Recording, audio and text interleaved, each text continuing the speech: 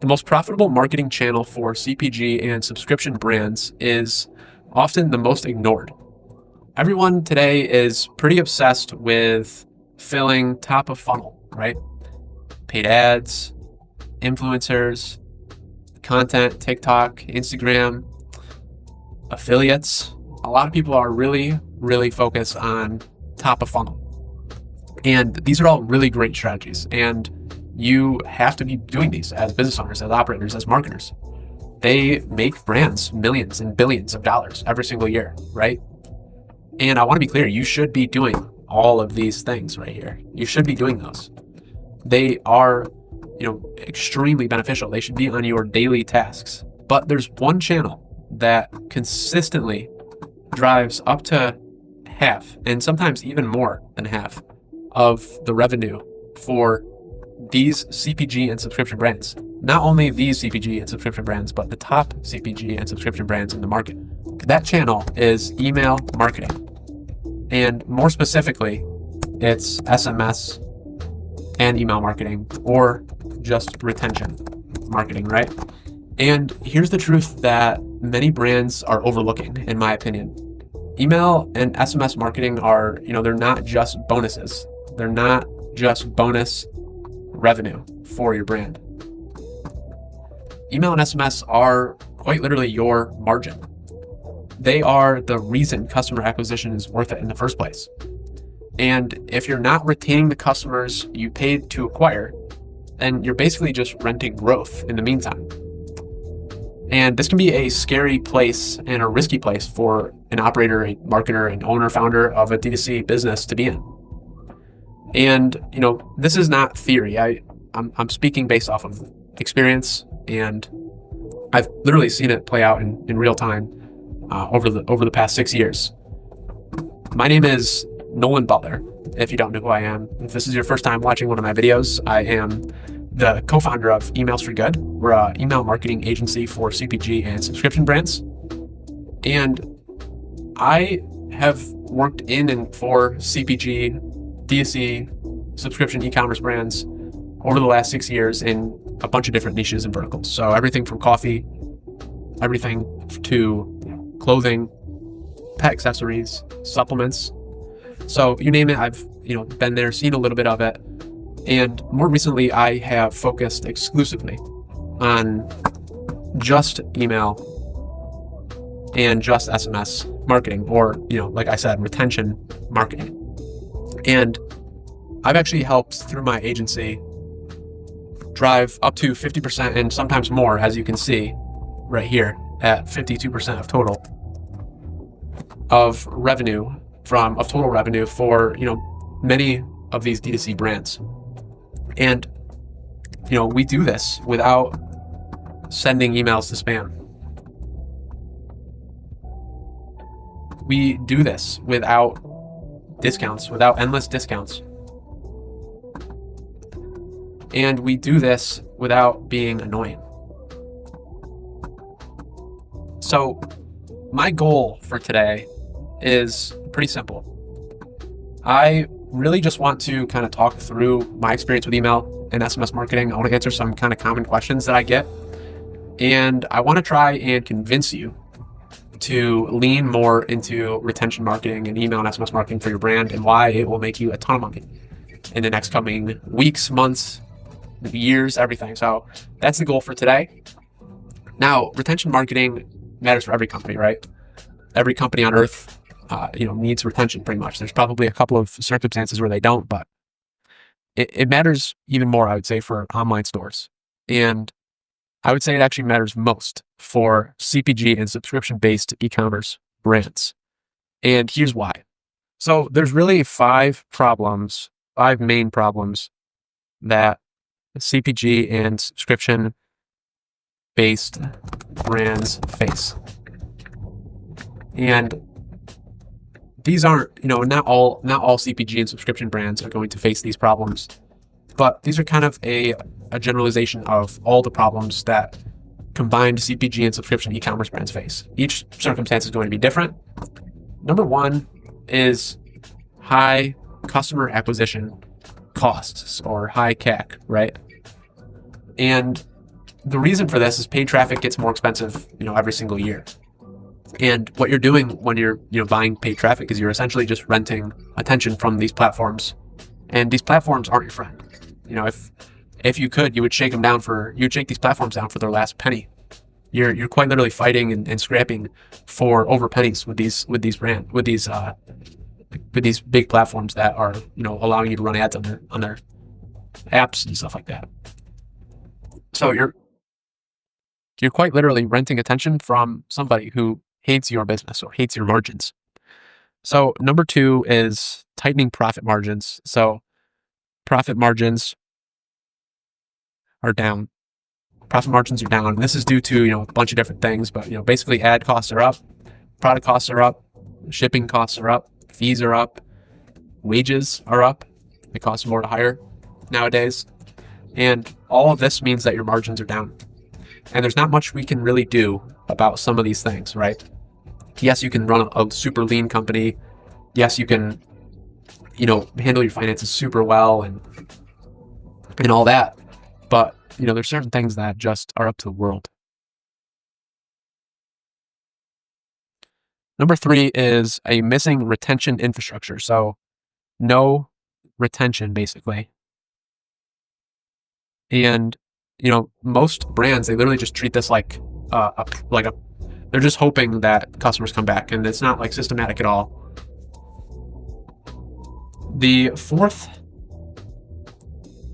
problem is high churn, or churn in general, right?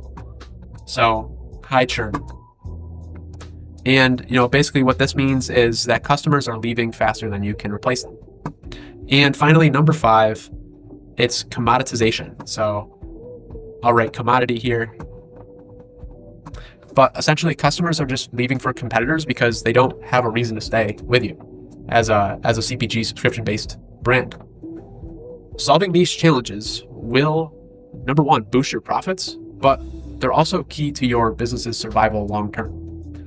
And I believe that email and SMS marketing is the most cost-effective way to solve all 5 of these problems. And I'm not saying it's the best way, because let's say that the best way is having an exceptional product, right? I'm saying that email marketing is hands down the most cost-effective way to solve all 5 of these problems. So it's cheap, right? Improving your product and making it exceptional would probably be a very expensive thing. Email and SMS marketing is relatively inexpensive compared to most channels. Now, the reason I say that email marketing is the best, most cost-effective way to solve all 5 of these problems, there's really 3 reasons.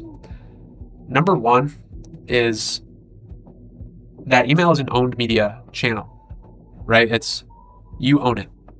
And that means you can control the message. You can control the timing when it's sent. You can control who it's sent to, the audience. And there's really no algorithms deciding who sees your content. There's no, pay to get in barriers or pay to play barriers that there are in, influencer marketing spaces or marketplaces or anything like that. There's no ads that you need to send to show someone something or rent someone's attention. There's no platform changes really, other than, the email platform that you have, the slight changes here and there, but they're not going to affect your end emails. And what you really do is you send an email, someone receives the email, right? They open the email, they click on the email, they buy from the email. It's really simple, right? You send an email, they receive it, and that's pretty much it.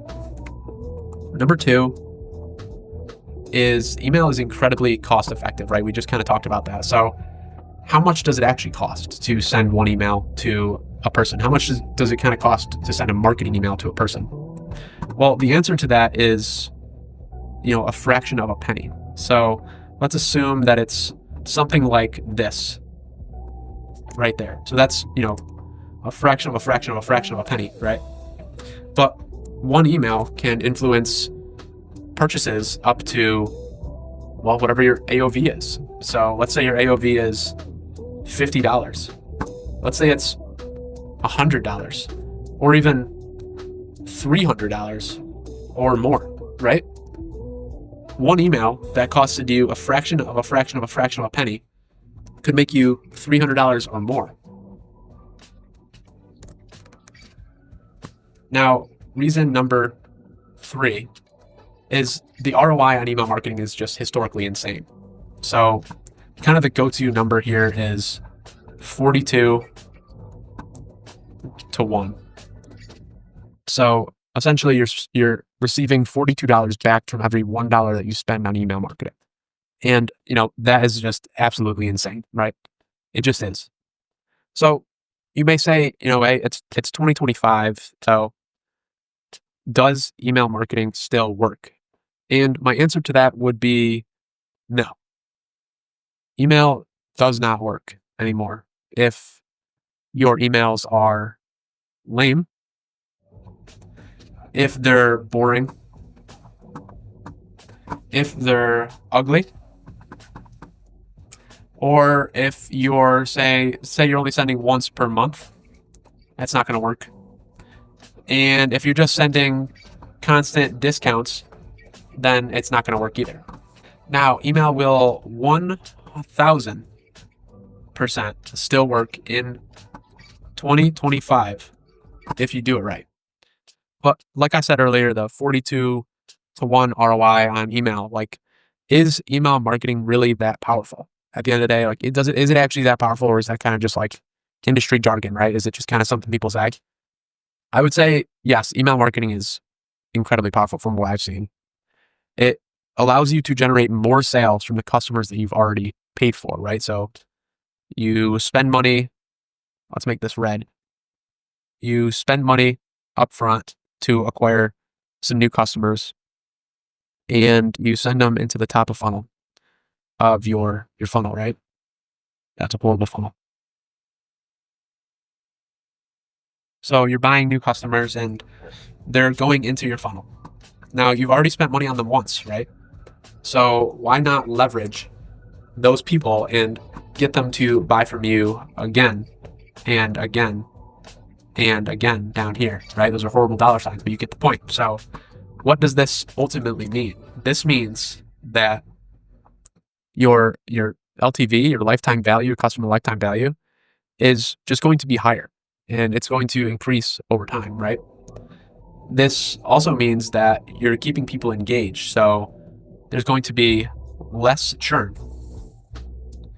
You're always kind of reminding people why you're the best. You're always educating people, maybe. You're always providing value to people. You're always in their ear and in their inbox when they need it the most. And aside from having an exceptional customer product experience and exceptional product, email and SMS can literally be the difference between someone who stays for 2 months and cancels and someone that stays for 2 years and sticks around, right? And how much higher is the LTV on that 2-year person compared to that 2-month person? Well, it's astronomical, right? So, and that's super valuable to you because you already paid for that customer once and now they just keep buying over and over and over again. And kind of the last reason why email marketing is super powerful is it's just really predictable, right? You kind of can just count on it. That's kind of my way of a flywheel there, but you kind of can just count on it every single month. It becomes almost steady cash flow that you can then use to scale ads higher. You can use it for more inventory. You can use it to expand your product line. You can use it for hiring better people, getting more and more experienced people on your team. And that's always a great thing, right? And that's the real power. It literally multiplies the value of every single customer acquisition dollar that you spend. It multiplies it. So it's sitting here multiplying dollars, right? So $1 turns into 3 through email and SMS marketing. And then you can use those dollars to reinvest into your business, into the right things. Now, you might ask, well, how much revenue does email and SMS actually drive? And how much should it drive for brands? And that's a good question. So for healthy brands, the range here that you want to aim for is 30 to 50% of total revenue attributed to email and SMS, coming from email and SMS. So now let's talk about what it means if you are under 30% in revenue, right? What does that mean? So if you're seeing under 30% of attributed revenue towards email, you are likely underutilizing retention. And that's a business risk. So you've already paid to acquire customers, right? But now you're not extracting enough value from each customer that you've received, you've already paid for. And depending on kind of your top of funnel, you might be overly exposed to ad platform volatility here. And what I mean by this is every new customer is kind of costing you more than it should, and you're too dependent on ads right now. So if Facebook and TikTok or whatever were to become too expensive overnight or tomorrow, your business could be in real trouble and you could lose 30, 40, 50, 60% of total revenue month over month or week over week or whatever you're tracking. And this is real. I've seen it happen. I've seen it happen multiple times. Now, what if you have the opposite problem? What if you are over 50% of revenue from email? I would say that that's not good either. It means right now that acquisition is lagging right now, and you're kind of squeezing your list a little bit too hard because you don't have enough new customers coming in the door. And short term, this is good, right? You're leveraging email and SMS to its full capacity. But long term, there's really a ceiling on growth here, and you're going to have to be careful if you see that. So the bottom line here is that if you're under 30%, you're likely taking too much risk on from ads to survive. And if you're over 50%, you're basically just not getting enough new customers in the door. And healthy brands, like I said earlier, healthy brands do both. So ads bring customers in, and email and SMS keeps them buying and keeps it around 30 to 50%. So here's kind of the big idea for the day. It's, most brands are, so focused on chasing the next ad hack or platform trend or, whatever they can, squeeze out today that looks really cool, right? But they're kind of overlooking this one channel, email marketing, email and SMS marketing, that when done right can drive up to half of their entire revenue. So email and SMS, I kind of want to leave you on this. Email and SMS are, they shouldn't be side projects. They are literally the systems that make customer acquisition worth it. They protect your margins and they give you predictable growth. You know how much money you're going to make next month because you have an email system in place that is, set up and running in the background almost. You know how much money you're going to make next month from email because it's what you've made the last 12 months. And it's that predictable. It's that consistent too. If your brand isn't treating retention like a core part of your business, you're basically carrying more risk than you realize. And if you are investing in it, the upside of retention is massive. It's absolutely massive, especially for a CPG or subscription style brand here. With email, you can quite literally scale with clarity, and it gives you kind of the eyes wide open view of, oh, okay, this now is going to work because I have the funds and I can actually grow sustainably now. So I hope this helped. Hope you guys got some value out of it.